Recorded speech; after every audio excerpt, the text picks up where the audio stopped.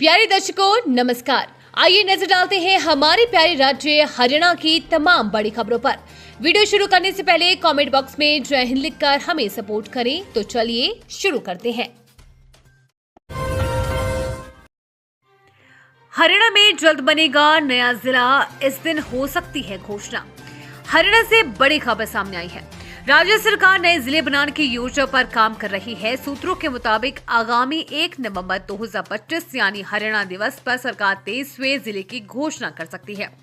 जानकारी के अनुसार सरकार के पास 10 नए जिलों के प्रस्ताव विचाराधीन हैं, जिनमें असंग, पटौदी, डबवाली, हांसी और गोहाना प्रमुख है। सूत्रों का कहना है कि फिलहाल सबसे पहले गोहाना, हांसी या डबवाली में से किसी एक को जिला घोषित किया जा सकता है। बाकी प्रस्तावों पर फैसला जनगणना के बाद किया जाएगा। अब तक पुनर्गठन उप समिति को 73 प्रस्ताव प्राप्त हुए हैं, जिनमें 10 नए जिले, 14 उपमंडल, 4 तहसील और 27 उप तहसील बनाने के सुझाव शामिल हैं। प्रस्ताव के अनुसार किसी नए जिले के गठन के लिए 125 से 200 गांव, 4 लाख से अधिक आबादी और 80,000 हेक्टेयर से अधिक क्षेत्रफल यानी अनिवार्य है। समिति ने इन प्रस्तावों की समीक्षा करते हुए उपमंडल, तहसील और उप तहसील के लिए अलग अलग मानदंड तय किए हैं। इन निर्णयों को मुख्यमंत्री नायब सिंह सैनी के अनुमोदन के लिए भेजा जाएगा। हाल ही में आयोजित 5वीं बैठक की अध्यक्षता कैबिनेट मंत्री कृष्णा पवार ने की थी, जिसमें शिक्षा मंत्री महिपाल ढांडा और कृषि मंत्री श्याम सिंह राणा भी मौजूद रहे। मंत्री पवार ने कहा कि सरकार जनता को जनप्रतिनिधियों की मांगों के अनुरूप प्रशासनिक इकाइयों का पुनर्गठन करने के लिए प्रतिबद्ध है। हरियाणा में इस दिन से फिर शुरू होगी बारिश, गिरेगा का तापमान, जानिए कैसा रहेगा आपके शहर का हाल। हरियाणा में मौसम लगातार करवटें ले रही है। सुबह और शाम के समय ठंडक महसूस की जा रही है, जबकि दोपहर में धूप से हल्की गर्मी का एहसास हो रहा है। वहीं मौसम विभाग ने आने वाले दिनों में बादल छाने और हल्की बारिश की संभावना जताई है। मौसम विभाग के अनुसार 27 अक्टूबर को हिमालय क्षेत्र में एक नया पश्चिमी विक्षोभ सक्रिय होने जा रहा है, जिसका असर दिल्ली, एनसीआर और हरियाणा में देखने को मिलेगा। इसके चलते 27 अक्टूबर की शाम से ही आसमान में बादल छाने शुरू हो जाएंगे और 28 अक्टूबर की सुबह तक कई इलाकों में हल्की बूंदाबांदी हो सकती है। मौसम विशेषज्ञों का कहना है कि मौसम विशेषज्ञ डॉक्टर चंद्र मोहन ने बताया कि वर्तमान में अरब सागर और दक्षिण पूर्वी बंगाल की खाड़ी में एक कम दबाव का क्षेत्र बना हुआ है। 27 अक्टूबर यानी कि पिछले कल से उत्तरी पर्वतीय क्षेत्रों पर एक नया पश्चिमी विक्षोभ सक्रिय हो चुका है। 28 यानी कि आज 29 अक्टूबर की सुबह पश्चिमी विक्षोभ का असर पूरे हरियाणा में दिखेगा। इस दौरान कहीं कहीं हल्की बारिश और बदलाव यानी कि बादल छाने की संभावना है। कहीं कहीं हल्की बारिश होगी और कहीं कहीं बहुत ही कम मात्रा में बादल छाएंगे। तापमान में हल्की सी गिरावट आएगी। यहाँ 28 से 30 डिग्री की गिरावट दर्ज की जाएगी और दिन का तापमान लगभग 28 से 30 डिग्री सेल्सियस, जबकि रात का तापमान 15 और 17 डिग्री रह सकता है। कंपनी प्रोजेक्ट के नाम पर लोन लेकर की मनी लॉन्ड्रिंग, 7.5 करोड़ के गबन का आरोप। एक कंपनी प्रोजेक्ट के नाम पर 7.5 करोड़ का लोन लेकर वापस न करने का मामला सामने आया है। आरोप है कि आरोपियों ने एक षड्यंत्र के तहत पीड़ित की कंपनी से लोन लेकर इस राशि का उपयोग मनी लॉन्ड्रिंग के लिए किया। पुलिस ने शिकायत के आधार पर केस दर्ज कर जांच शुरू कर दी है।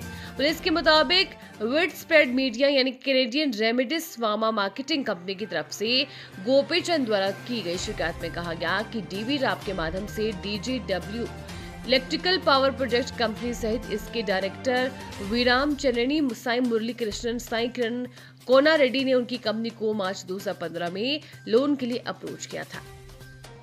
उनकी कंपनी की तरफ से डीवी राव की कंपनी के बैंक अकाउंट की रिकॉर्ड देखने के बाद 7.5 करोड़ रुपए का इंटरेस्ट फ्री लोन दिया गया था। ये रुपए लेने के बाद आरोपी की कंपनी की तरफ से लोन को वापस नहीं किया गया।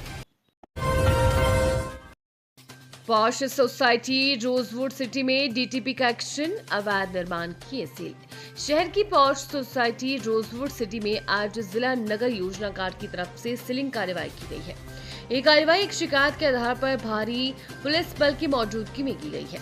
डीटीपी अमित मधोलिया के मुताबिक रोजवुड सिटी के ई ब्लॉक में टीम ने पार्क एरिया की जमीन पर अवैध रूप से दुकानें बनाई गई थी, जिन्हें टीम ने सील कर दिया। इसके अलावा टीम ने पाया कि सी ब्लॉक में सिल्ट पार्किंग एरिया में एक ऑफिस बनाया गया था, जिसे भी टीम ने सील कर दिया। वहीं एक अन्य सिल्ट पार्किंग को समाप्त कर 5 कमरे बनाए गए थे, जिन्हें भी टीम ने सील कर दिया है।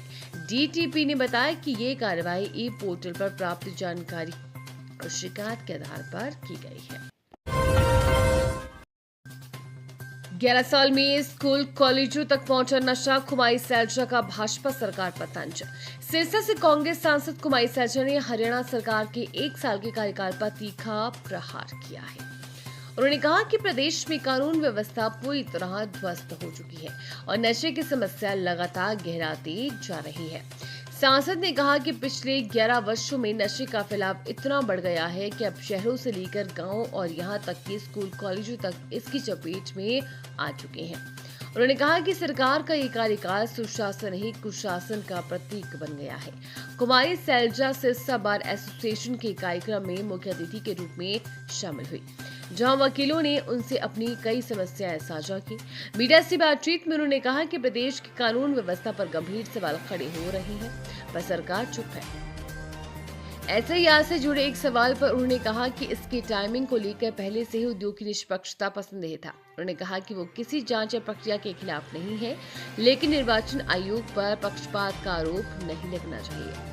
अमेरिका से हरियाणा के युवाओं की डिपोर्ट होने के मुद्दे पर सांसद ने कहा कि प्रदेश में बेरोजगारी सबसे बड़ी समस्या है, जिसके चलते युवा गलत रास्तों से विदेश जाने को मजबूर है। उन्होंने सवाल उठाया कि ऐसे एजेंसियों कैसे फल फूल रही है जो युवाओं के भविष्य से खिलवाड़ कर रही है। वहीं बिहार चुनाव को लेकर उन्होंने कहा कि महागठबंधन एकजुट होकर चुनाव मैदान में है और जनता अब नीतीश कुमार पर बीजेपी सरकार का असली चेहरा पहचान चुकी है। 19 अगस्त से की पूछताछ तो हुआ 96 करोड़ की 10,000 से ज्यादा शिकायतों का समाधान। गुड़गांव पुलिस द्वारा पिछले दिनों पकड़े गए 19 साइबर ठगों से पूछताछ के दौरान करीब 96 करोड़ रुपए के 10,000 से ज्यादा शिकायतों का समाधान हुआ है। पुलिस ने आरोपियों के डिस्क्लोजर की पुष्टि करनी शुरू कर दी है। एसीपी साइबर क्राइम प्रियांशु दीवान ने बताया कि पिछले दिनों गिरफ्तार किए गए आरोपी सागर अभिषेक कुमार, अरविंद शर्मा, निशांत बंसल, अनंत चौबे, जानवी, मोहम्मद आबिद, पीयूष अभिषेक, चेतन देव सिंह, अल्ताफ अंसार, नितिन कुमार आदि मामलों में गिरफ्तार किया था। आरोपियों के कब्जे से 19 मोबाइल का जब Indian cyber crime coordination centre से अवलोकन कराया गया तो पता लगा कि उनके द्वारा 96 करोड़ 72 लाख रुपए की धोखाधड़ी करने के संबंध में कुल 10,355 शिकायतें और 328 केस दर्ज है। इन केसों में से 16 केस हरियाणा में दर्ज है। इसमें से 2 केस साइबर थाना ईस्ट व 5 केस साइबर थाना वेस्ट पुलिस के पास दर्ज है। जांच के दौरान सामने आया कि आरोपी सोशल मीडिया पर fake profile, sextortion, investment fraud, FedEx fraud यानी कि फर्जी अधिकारी बनकर लोगों से धोखाधड़ी की वारदातों को अंजाम देकर ठगी की वारदातों को अंजाम देते थे। पुलिस ने आरोपियों के कब्जे से 19 मोबाइल के अलावा 7 सिम कार्ड की जांच करने के बाद यह खुलासा किया है। आरोपियों के कब्जे से उपरोक्त के अलावा 2 डेबिट कार्ड, 5,000 रुपए नकद बरामद किए गए हैं। ये थी आज की फटाफट खबरें। हम मिलेंगे अगले बुलेटिन में, तब तक के लिए धन्यवाद और जय हिंद।